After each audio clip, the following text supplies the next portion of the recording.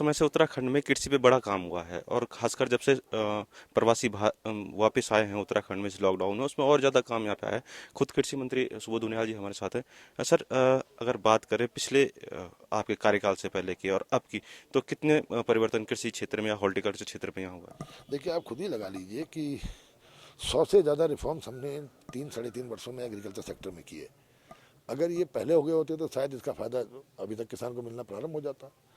तमाम बुनियादी चीज़ों से लेकर के आपके प्री हार्वेस्ट से लेके पोस्ट हार्वेस्ट से लेके मार्केटिंग तक का जो हमने मैकेनिज्म बनाया, जिससे बिचौलिए की भूमिका खत्म हो और किसान को उसके उत्पाद का वास्तविक मूल्य मिल सके, इस पर हम लोग लगातार काम कर रहे हैं। कृषि यंत्रों के माध्यम से उत्पादकता बढ़ाना और हाई वैरायटी के बीज और पौध उनको उपलब्ध करा के उनकी उत्पादकता बढ़ाना, क्योंकि जिस तरह इस राज्य में लगातार पीढ़ी दर पीढ़ी जमीन के बंटवारे से जमीन कम होती जा रही है, उससे ही उसके कारण ही किसानों की कहीं ना कहीं कृषि से उदासीनता बढ़ी। क्योंकि जितना मैं आज से 3 पीढ़ी पहले जितनी जमीन में परिवार चलता था, उसके आज 12 हिस्से हो गए हैं। तो उसमें उत्पादकता बढ़ाना एकमात्र विकल्प रह गया है कि हम उत्पादकता बढ़ाएं और कुछ कम भूमि पे ज़्यादा उत्पादन होने से किसान को आर्थिक रूप से मजबूत कर सके। इसी के लिए आवश्यक है कि हाइब्रिड सीड्स और जो हाई डेंसिटी के हमारे चाहे सेब की खेती हो चाहे सब्जियों की खेती हो, इसके माध्यम से उनकी आर्थिकी को मजबूत करें।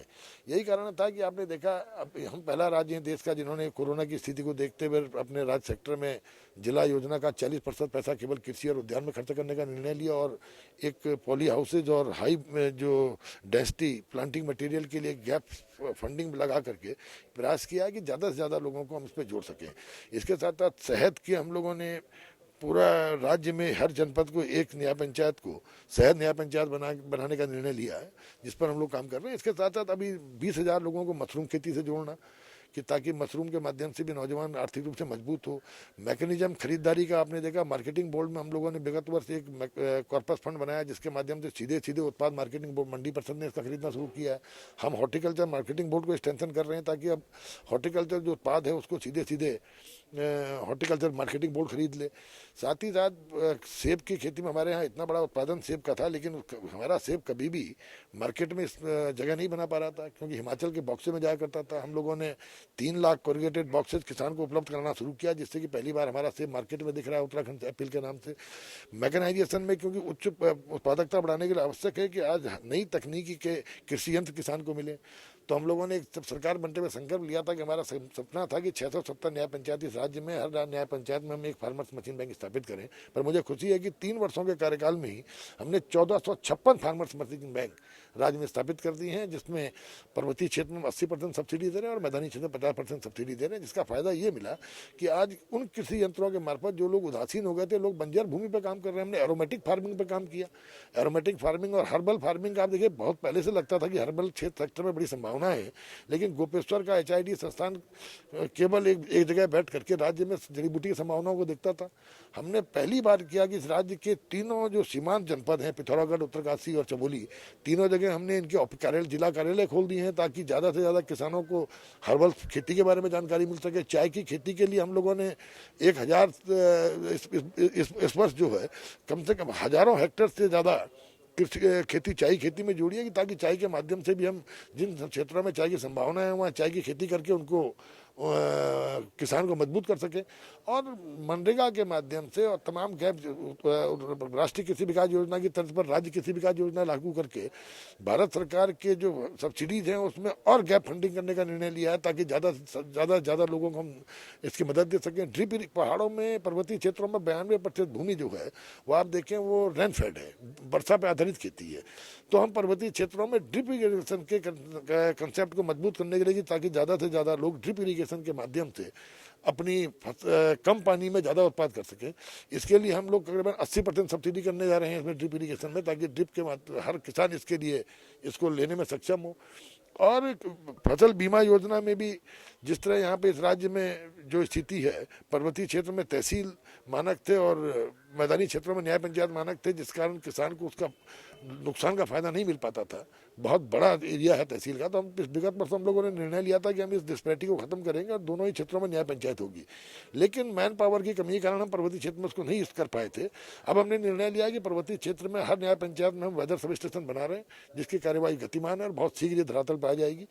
और मैदानी क्षेत्रों में हम क्रॉप कटिंग डाटा को आउटसोर्स कर रहे हैं और वहाँ पर मैदानी क्षेत्रों में ग्राम पंचायत को यूनिट कर रहे हैं और मैदानी परिवर्ती क्षेत्र में न्याय पंचायत यूनिट कर रहे हैं ताकि ज़्यादा से ज़्यादा किसानों को उनके नुकसान की भरपाई की जा सके। और हर क्षेत्र में एग्रीकल्चर आप 6,400 समूह पर हम काम कर रहे हैं। जिन 6,400 समूह में हर समूह को 10 लाख रुपए का हम इनपुट दे रहे हैं, खाद, बीज, ट्रेनिंग, दवाइयाँ, और उसके बाद उनके मार्केट में उनको बाजार किस तरह मिले, इसके लिए एक बहुत महत्वपूर्ण निर्णय, देश का पहला निर्णय ऐसा राज्य हम हैं जिन्होंने हमने ये निर्णय लिया कि हमारे हर 5 समूह को एक रिटेल आउटलेट बना के हम दे रहे हैं यात्रा रूट पे, ताकि 7 लाख यात्री जो हमारे राज्य में आता है, वो 7 लाख यात्री को इन समूहों का उत्पाद सीधे सीधे बिना बिचौलिए के इनको प्राप्त हो सके और उनकी आर्थिकी मजबूत हो सके। तो इसलिए बहुत कई मैंने आपसे कहा कि 100 से ज़्यादा निर्णय हमने किसानों के हित में लिए हैं, जिसको बहुत कम समय में बताया जाना बहुत संभव ही नहीं है। वैसे अभी जो केंद्र सरकार उन्होंने 3 बिल पास किए, लेकिन उसके बाद भी विरोध हो रहा है, क्या कहेंगे आप इसको लेकर? देखिए, केंद्र सरकार ने जब बिल पास किया, आपको अगर ध्यान होगा तो हमने जो ये बिल भारत सरकार ने दिए हैं, 1 नेशन 1 मार्केट और इसके साथ साथ कॉन्ट्रैक्ट फार्मिंग एक्ट का, आपको अगर ध्यान हो तो हमने भारत सरकार से 6 महीने पहले अपने राज्य में बिल लागू कर दिए थे। तब विरोध क्यों नहीं हुआ? देखिए, ये पूरे देश में एक विरोध करने के लिए, विरोध की भावना के साथ एक सुनियोजित षड्यंत्र के तहत किसानों को भ्रमित करने का प्रयास किया जा रहा है। अगर कोई किसान जब पहले अपना उत्पाद बेचता था तो मंडी शुल्क उसको देना आवश्यक होता था और बिना मंडी के वो उत्पाद नहीं बेच सकता था। उस पर मंडी शुल्क खत्म करना, मंडी की बाइंडिंग खत्म करना, पूरे देश को एक मार्केट बनाना कि वो कोई भी किसान चाहे देश के किसी कोने में जहाँ उसके उत्पाद के दाम अच्छे मिल रहे हो जाकर के वहाँ अपना उत्पाद बेच ले। इसमें किसान का कहाँ विरोध है? कहाँ पे इसमें किसान के खिलाफ ये कानून है? दूसरा, कॉन्ट्रैक्ट फार्मिंग एक्ट में पहले ये हुआ करता था कि सपोज आपने किसान के साथ आपने करार किया और करार कर जिस समय आपने किया, अचानक उस उत्पाद के दाम बाजार में गिर गए तो कभी भी करार करने वाला किसान पर लौट के नहीं जाता था और किसान अपने को ठगा महसूस करता था, औने पानी में उसको अपना उत्पाद बेचना पड़ता था। इस कॉन्ट्रैक्ट फार्मिंग कानून में ये प्राविधान किया गया है कि जिसने करार किया है किसान के साथ, उसको करार तोड़ने का कोई अधिकार नहीं होगा। उसने करार तोड़ा तो उसको पूरा का पूरा पैसा किसान को देना पड़ेगा किसान को। और दूसरी तरफ किसान को अधिकार दिया है कि किसान जब चाहे करार को तोड़ सकता है। और तीसरा, इसमें यह प्रोविजन किया गया है कि अगर किसान, जब आपने किसान के साथ करार किया, सपोज उसके उत्पाद के दाम उस समय बाजार में 50 रुपए किलो थे और जिस दिन वो उत्पाद आपके पास पहुंचा उस दिन उसका दाम 100 रुपये होगा, तो बड़े में 50 रुपये में भी किसान को शेयर देना पड़ेगा। इसमें किसान के क्या खिलाफ है? इसमें किसान के हितों के ये बिल हैं। विपक्ष केवल विरोध के लिए, विरोध की भावना से काम कर रहा है। और मैं तो इस राज्य के विपक्ष को कहना चाहूंगा कि जब भारत सरकार ने ये कानून लागू किए, उससे 6 महीने पूर्व उत्तराखंड की सरकार ने कानून लागू कर दिए थे। विरोध क्यों नहीं हुआ? अगर ये गलत थे तो इससे स्पष्ट संकेत है कि इनके पास कुछ करने को नहीं है। ऐसे में ये देश के अंदर एक भ्रम की स्थिति पैदा करके किसानों को गुमराह कर रहे हैं। कल सीएम साहब ने एक घोषणा की है कि जो हमारे किसान हैं उनको जमीन दी जाएगी कृषि के लिए। किस तरह की योजना है? देखिए, किसानों के लिए घोषणा ये भी है कि हम लोग उनको 3 लाख रुपए तक का ऋण बिना ब्याज के दे रहे हैं और समूहों को 5 लाख रुपए तक का। और पहले क्रॉप लोन दिया करते थे, अब हमने इसको एमटी लोन किया, मिड टर्म लोन। तो इस स्थिति में किसान की इससे बड़ा फायदा मिलेगा। जहाँ तक जमीन का प्रश्न है, भारत सरकार ने एक निर्णय लिया है कि जो आबादी वाली जमीनें हैं, उनमें आबादी की जमीनों में केवल आबादी लिखा रहता था, उनमें सैकड़ों लोग बसे हुए हैं, काम कर रहे हैं, लेकिन उनको स्वामित्व का अधिकार नहीं था। तो भारत सरकार की स्वामित्व योजना, जिसके तहत आबादी लैंड में जितने लोगों का उसमें बसे हुए हैं, उन सबको स्वामित्व का अधिकार दिया जा रहा है ताकि उसको वो मॉडगेज कर सके और मॉडगेज करके उस पर उसको लोन भी मिल सके और अपनी आजीविका को मजबूत कर सके। बस आखिरी सवाल, जिस तरीके से प्रवासी आए हैं या जो कृषि के क्षेत्र में, हॉर्टिकल्चर के क्षेत्र में जाना चाहते हैं, उनको क्या संदेश देना चाहेंगे आप? देखिए, प्रवासी भाइयों से मेरा यही, प्रवासी नहीं है वो हमारे मूल निवासी हैं। प्रवास दूसरे राज्यों में करते थे, आज वो लौट के आए हैं। उनसे मेरा ये अनुरोध है, जिस तरह से जिला योजना के माध्यम से हमने उनको तकरीबन 90% सब्सिडी पे पॉली हाउसेज देने का काम किया, हम उनको लगातार कृषि यंत्र उपलब्ध करा रहे हैं। और इसके साथ साथ मुख्यमंत्री एकीकृत बागवानी विकास योजना और राष्ट्रीय कृषि विकास योजना की तर्ज पर राज्य कृषि विकास योजना के माध्यम से भी हम इनपुट देने का काम कर रहे हैं। साथ ही साथ जो मुख्यमंत्री स्वरोजगार योजना और मुख्यमंत्री सौर ऊर्जा स्वरोजगार योजना के माध्यम से भी जिस तरह से हम इन लोगों को जोड़ करके, और अब मशरूम के माध्यम से 20,000 नौजवानों को रोजगार देने का जो हमने लिया है, इसका फायदा हमारे भाइयों को उठाना चाहिए और अपनी स्वावलंबी बन के स्वयं को आर्थिक रूप से भी मजबूत करने की आवश्यकता। और जो भी जब वो स्वयं से आर्थिक रूप से मजबूत होंगे तो हमारा प्रदेश भी मजबूत होगा, देश भी मजबूत होगा, और ये राज्य प्रगति के जिन जिन अपेक्षाओं, जिन आशाओं से इस राज्य के निर्माण के लिए संघर्ष हुआ था, उनको हम पूरा कर पाएंगे। धन्यवाद सर।